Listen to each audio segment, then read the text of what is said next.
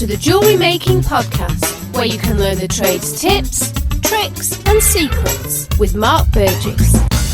Go to jewelleryapprenticeship.com to get your free jewellery making course.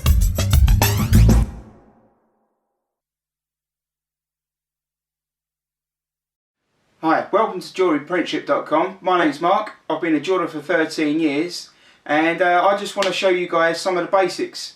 We're going to go through the bench, we're going to go through some of the tools, a few of the more advanced tools, and we'll give you some tips where help you get to your jewellery goals quicker. Let's go. Right, the very first tool I've got was this vernier gauge. Electrical one, just press the on button and it measures everything really accurately, and you need one of these. They are so important. You really need one of these.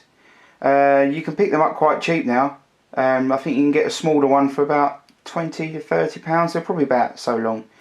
You're not going to be doing massive pieces, so that will probably suffice for now until you feel that you need a bigger one. Okay, the 4 basic needle files you need when you first start is a safety back. It only has teeth on the front side and not on the back, hence the name safety file. So you're only striking with the face surface, like so. Next one is a 3 square, which is basically a triangle.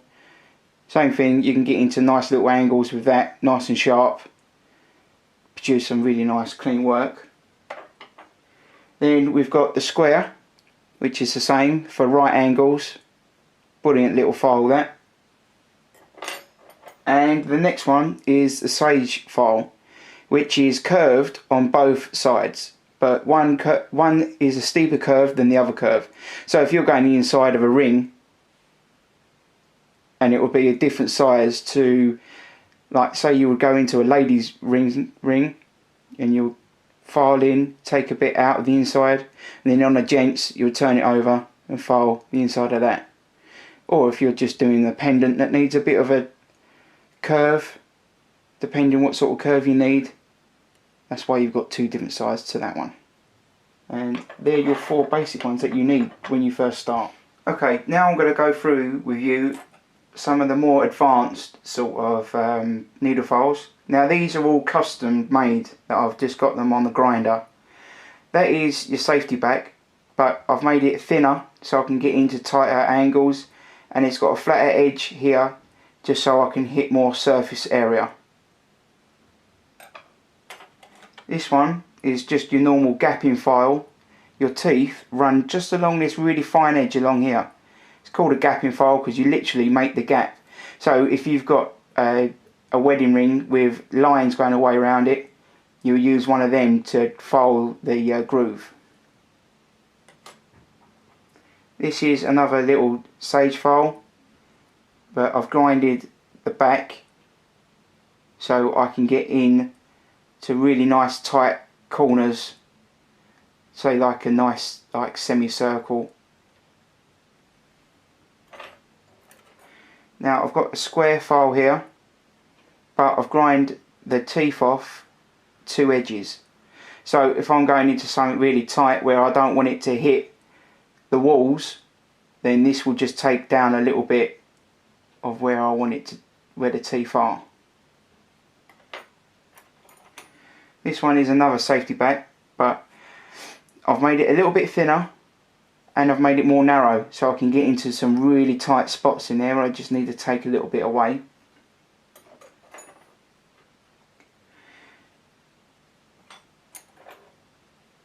Same again with this. It's another safety back, but ultra fine and thin, so I can get into those tight spots. And this one's a 3 square, but I've taken all the teeth off, so it's completely smooth. And you can do is use that to scrape little bits out, or to burnish, just to give it a little rub. Very handy. And this one is a solder probe. Basically a little bit of wood that I found laying around, and this is a bicycle spoke. which is made from titanium. Titanium will not melt and mix in with your solders. You can use that with any solder apart from platinum. You can get away with medium platinum but not hard or 1700 platinum. If you're a beginner, don't worry about it. Yeah, there you go.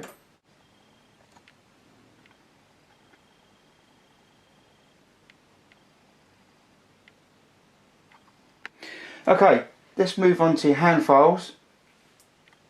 This is a pillar file. It's a bit like the safety back, but with teeth on both sides. Very handy, good tool that. Then we've got the 3 square. Then again, that's just a triangle. And then we've got the half round, which it says exactly what it is on the tin really. It's flat on one side, half curved on the other side. Very good for getting the inside of rings, making them nice and round. 3 files that I suggest that you get first of all, until you get a little bit more advanced, and we can get these. So we've got another half round here, but a lot thinner, a lot smaller, get into smaller gaps. And I've cut the handle down on that just so it fits on my hand better. You can buy small handles, you can buy bigger handles depending on how big your hands are, but because I've got little girly hands, I use little girly handles. No offence to girlies, of course. Now, this is a sage file, exactly the same as the needle file, a bigger curve on one side and a shallower curve on the other side. And I've got a big pillar file, which is a rougher cut, so when I really want to file something down and take a lot of weight out of, I can use that. And the same with this half round, that's a heavier cut and you can take a lot more out with that. And I've got a 3 square, which is a really fine cut, so when I want to take the most minimal off of a piece of jewellery, I use that. And the key is with files is the bigger file you can use, the better, because if I've got that big flat surface here, then as soon as I've hit that across something, it's going to be flat and true, so you know it's going to be completely square. But obviously you can't use it on big, you can't use big files on little dinky bits of jewellery. So obviously that's why we have the needle files. Same thing, that's industrial. It's not really industrial, but you get what I mean. This one is for little dinky work. This one big work, that one little work. Okay, so after you fold something, you have to buff it. This is a buff stick with some rough coarse paper on it. So you start with coarse, then you work your way down. This is your medium paper on the buff stick. You use that one next after your rough. Then after your medium, you use your smooth. And then after your smooth, you use your polished paper. Then I've got a half round to go into the side of rings, and then you've got a round which does the same job. Sometimes it's nice to use this one because you can get your finger right on there and really give it a good buff. This one you can do the same, but it doesn't feel quite as nice. It's probably my preference. You might feel different about it. And that's your buff sticks. Next you need is your hammers. That's a good size to start off with. It's about a medium. Get one of those first. Then you've got something that's slightly bigger. Give a bit more of a whack with that one. Now if you want to hit something and cause less damage, you use a mallet. Now that's just a bit of really hard leather up there. quite old, that one. I really need to change it because it's no longer as flat as it should be.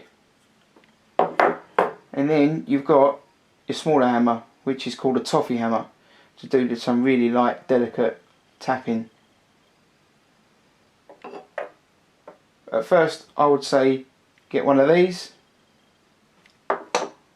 and get one of them. And then later on down the line you can purchase these when you need to. Okay, next are your pliers. You've got some round pliers. Definite must as a beginner. Very good for bending up little rings, helping out with chains and stuff. All three of these are must as a beginner. Flats, just for gripping bits and pieces. And then we've got some snips. These are side snips. They're good for cutting your wire. You don't have to have side snips, you can have parallel snips,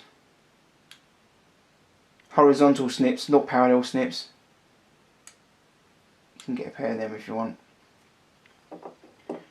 They're musts. Then it's good to invest in another pair of flats because you'll want to get hold of two things. Like if you had a ring that you want to bend, very handy, very definite must. You start off with one and then you'll find that later on you will need one of these. Then when you're more intermediate, you want some snipe nose, get hold of some really delicate pieces, some really fine little rings, bits of chain. Oh, this is a must as well. It's probably still intermediate, is half round. So you've got half round here and the flat on that side. Brilliant from bending up rings. So you bend it round the half round and then the flat will bend up the outside. Then we've got the same sort of thing, but this is with a round and a flat. Handy to bend up little rings. Then some small rounds. Probably want to get them at the same time as your snipe nose. Then you've got some parallels for more of your heavy duty stuff. It depends what sort of stuff you're going to be making first. If you're going to be doing slightly bigger pieces, get a pair of these. You would clamp that and that'll hold it nice and tight for you for when you're filing. So if you're filing something like so, you grab it and then file away. Then what you might want to do is you'll be doing something where you can't hold it properly and you'll end up making your own pliers. So I've just grinded them, bent the ends over so I can hold things. But you might not need to do that, but you find that when you do more unusual jewellery you have to have more unusual tools. And there's your pliers.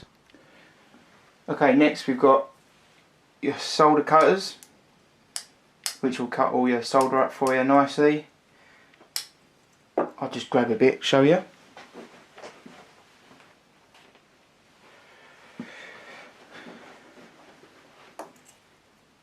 Bit of silver, hard silver solder. So go in here, cut a line down there, go along. Generally try and do it a little bit more even than that on camera, and I'll fluff it up. And then just cut the top along there, and then you have little squares, bits of solder, and then just put them on where you need to solder. There you go, solder cutters.